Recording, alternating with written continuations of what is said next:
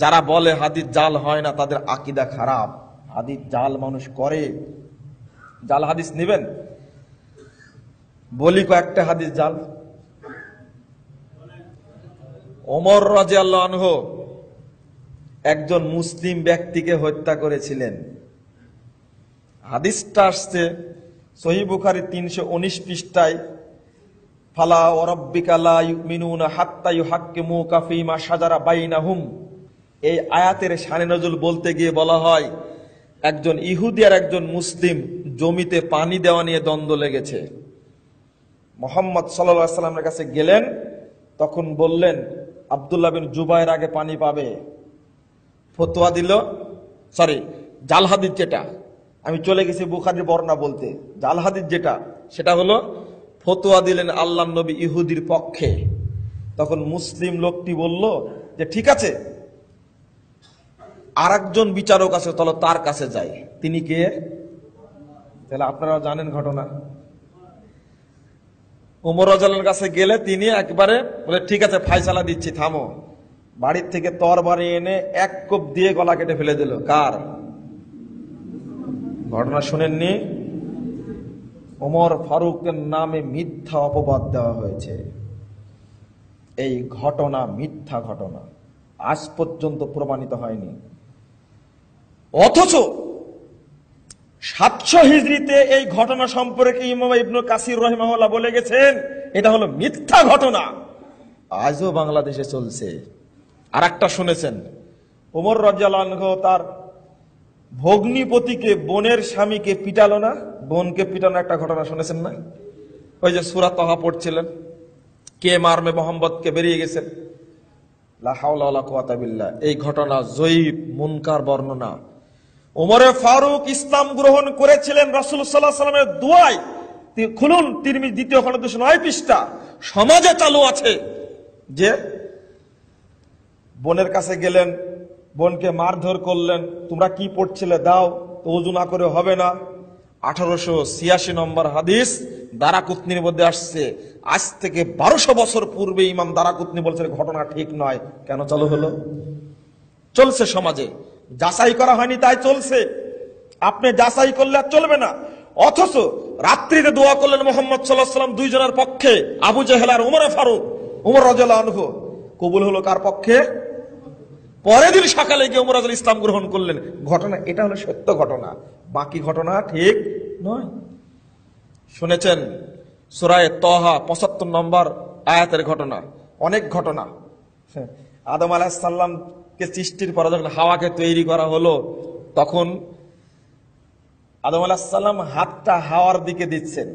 তখন বলছেন, এই তুমি কি মোহর দিছো নাকি? তখন বলছে আমার তো টাকা পয়সা না, মোহর কোথায় দেব?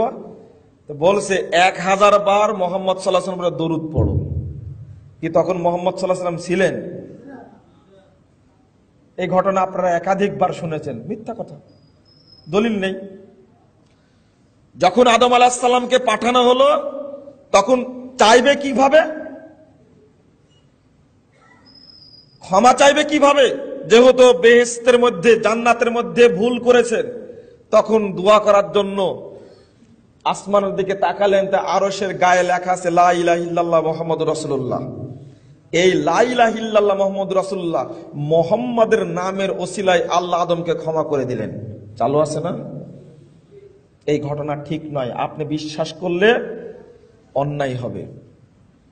আরশের সাথে লেখা ছিল। অন্যতম মিথ্যা কথা চালু আছে এই মর্মে, যদি মুহাম্মদকে সৃষ্টি না করা হতো তাহলে গোটা জাহান সৃষ্টি করা হতো না, জান্নাত সৃষ্টি হতো না, জাহান্নাম সৃষ্টি হতো না। মিথ্যা কথা, জাল হাদিস এটা চালু আছে। ইব্রাহিম আলাইহিস সালাম 300 উট কুরবানি করেছিলেন 3 দিনে। ইসমাইলকে কুরবানি করার সময় চালু আছে সমাজে, কিন্তু দলিল তো নেই। আইয়ুব আলাইহিস সালামকে 18টি বছর পোকাতে কামড়িয়েছে, চালু আছে সমাজে, কিন্তু এই কথার ভিত্তি নেই, মিথ্যা কথা একেবারে। ইউসুফ আলাইহিস সালাম জুলেখার সাথে প্রেম করেছিলেন এবং বিয়ে করেছিলেন, একেবারে মিথ্যা কথা। একটা নবীর জন্য নষ্টা মহিলার সাথে বিয়ে হয়? বুঝতে পারেন নষ্টা মহিলা বললাম কেন? একজন নবীর সাথে এই মহিলার কিন্তু বিয়ে হতে পারে? দাউদ আলাইহিস সালাম আউরিয়ার স্ত্রীকে বিয়ে করার জন্য তাকে যুদ্ধে পাঠিয়েছিলেন। বক্তারা এই বক্তব্য দিয়ে থাকে, নাউজুবিল্লাহ, দাউদ আলাইহিস সালাম এত বড় মর্যাদাবান নবী, এত বড় মর্যাদাবান নবী, কোরআন তেলাওয়াত করলে মাস শুনতে আসতো। কোরআন বলছি, জাবুর তেলাওয়াত করলে মাস শুনতে আসতো। একদিন পর একদিন সিয়াম রাখতেন। মুহাম্মদ সাল্লাল্লাহু আলাইহি ওয়াসাল্লাম বললেন, নফল সিয়ামের মধ্যে শ্রেষ্ঠ সিয়াম হলো সওমু দাউদ, দাউদ আলাইহিস সালামের সিয়াম। এমন একজন ব্যক্তি নবী সম্পর্কে অপবাদ দিয়ে বক্তব্য দিচ্ছে। আউরিয়ার স্ত্রী একদিন গোসল করছিল, দাউদ আলাইহিস সালাম দেখে নিলেন। নেওয়ার পরে তখন কৌশলে তাকে যুদ্ধে পাঠানো হলো, যুদ্ধে শহীদ হয়ে গেল ওই ব্যক্তি। তখন তার স্ত্রীকে দাউদ আলাইহিস সালাম বিয়ে করলেন। আপনারা কি এটা ঘটনা সত্য মনে করেন? ছি ছি ছি ছি ছি ছি ছি ছি ছি, না, হতেই পারে না, প্রশ্ন আসে না। নবীদের সম্পর্কে যে এত মিথ্যা কথা চালু আছে, নূহ আলাইহিস সালামের নৌকায় মানুষ পায়খানা করতে করতে করতে ভর্তি হয়ে গেছিল, একটা বুড়ি পড়ে গেল, যুবতী হয়ে গেল, আর সবাই এসে গোসল করা শুরু করলো, নৌকা পরিষ্কার হয়ে গেল। শুনেননি? একেবারে মিথ্যা কথা। ওই জন্য বলছিলাম গতকালকে, ওই যে বুড়ি কাঁটা দিত রাসূল সাল্লাল্লাহু আলাইহি সাল্লামের রাস্তায় সালাত পড়তে, বোরোর কাঁটা দিত, ঘটনাই ঠিক না, অথচ বোরোর গাছ একটা মরা গাছ খাড়া করে রাখছে। এই ধরনের কেবল এই ঘটনা মিথ্যা বললাম, আরো কিছু ঘটনা মিথ্যা ঘটনা চালু আছে, মিথ্যা কথা চালু আছে। ফাজায়েলে আমুল তাবলিগি ভাইদের একটা গ্রন্থ মাওলানা জাকারিয়া সাহেব লিখেছেন, আপনি নিজেই বিশ্লেষণ করবেন। মূল উর্দু বইয়ের হজ অংশের 35 পৃষ্ঠায় লিখেছেন, এখান থেকে অর্থাৎ শ্রীলঙ্কা থেকে আদম আলাইহিস সালাম মক্কায় হজ করেছেন পায়ে হেঁটে 1000 বার। তিনি বেঁচে ছিলেন কয়বার? কয় বছর? এক।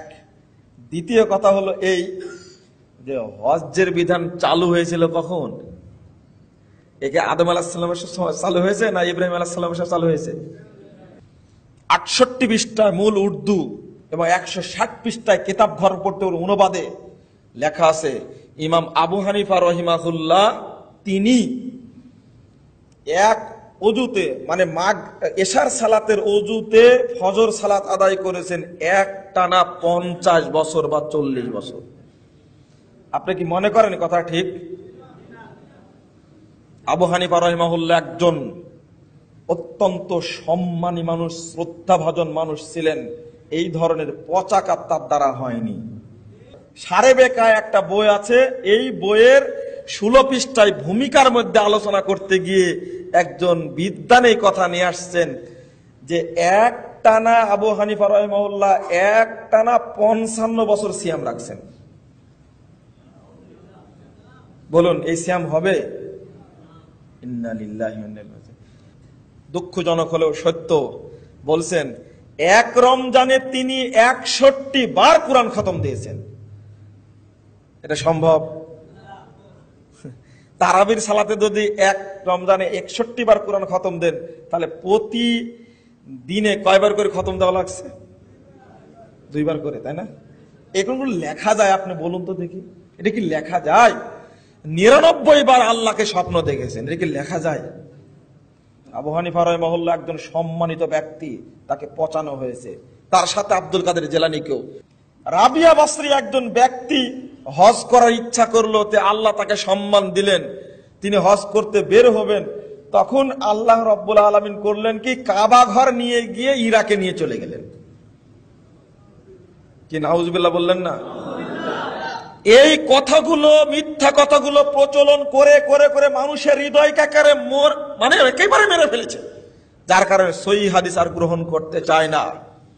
গাউসে পাকের গল্প, আব্দুল কাদের জিলানী যখন মারা গেলেন, নাউজুবিল্লাহ, এই ঘটনা বলাটাই খারাপ লাগছে। আপনি জানেন যে আব্দুল কাদের জিলানী সম্পর্কে বলা হয় যে 18 পারা কোরআন হেফজ করে পেট থেকে জন্ম নিয়েছিল। যখন কবরে মারা গেছেন, চলে গেছেন, তখন মুনকার নাকির আসছে। আসার পরে মুনকার নাকিরের 2 হাত ধরেছে, বলছে এই তুই রাসূলের নামের খেলাপ করেছিস তোরা, কেন সালাম দিয়েছিস? আপনার একটা লক্ষণীয়, ঘরে ঢুকতে হলে সালাম দিতে হয় না? সালাম দিতে হয়। আপনি বলেন, এই সালাম দিয়েছিস, তোরা অন্যায় করেছে।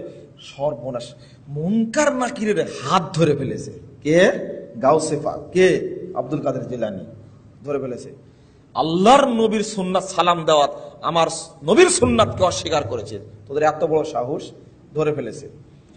এবার আল্লাহ কে বলছে যে আল্লাহ তুমি এমন বান্দার কাছে পাঠাইছো, এ তো আমাদের আর কবর থেকে বের হতে দেয় না। তখন আল্লাহ বলছেন, বেকুবরা, যাত্রার কাছে যখন তখন যেতে হয়, তোরা ভুল করেছিস, ভুলের সংশোধন করে নে।